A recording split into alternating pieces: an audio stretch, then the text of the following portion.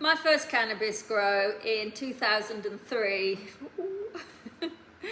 wasn't in a grow tent or anything fancy. It was in the alcove of my bedroom.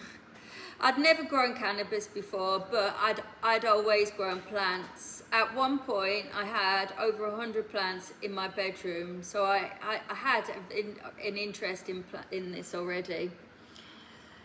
My first cannabis plants came from a friend of mine in Croydon, somebody I'd known for years and I had a lot of respect for.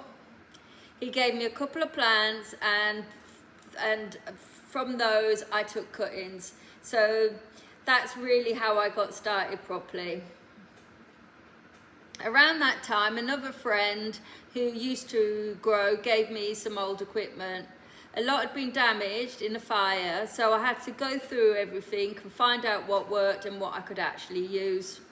While I was sorting everything out, I had the plants on the windowsill and upstairs in my maisonette.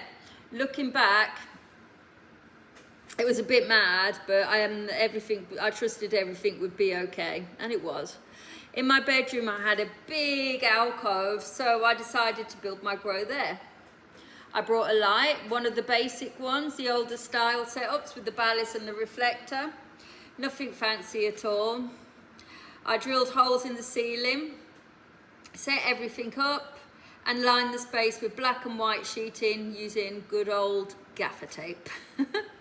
I was growing hydroponically using an NFT setup and I had some basic tools like the pH and EC meters.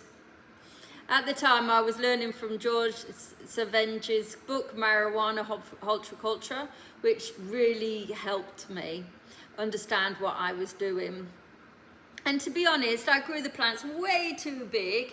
It was my first grow, so I didn't really know what I was doing in terms of controlling size. But despite that, it worked. I grew them big, flipped them into flower, and ended up with around about 12 ounces. I had loads, far more than I expected for a first grow. That was my first grow in 2003 in an alcove in my bedroom, and it really where everything started for me. And the strain was AK-47, classic.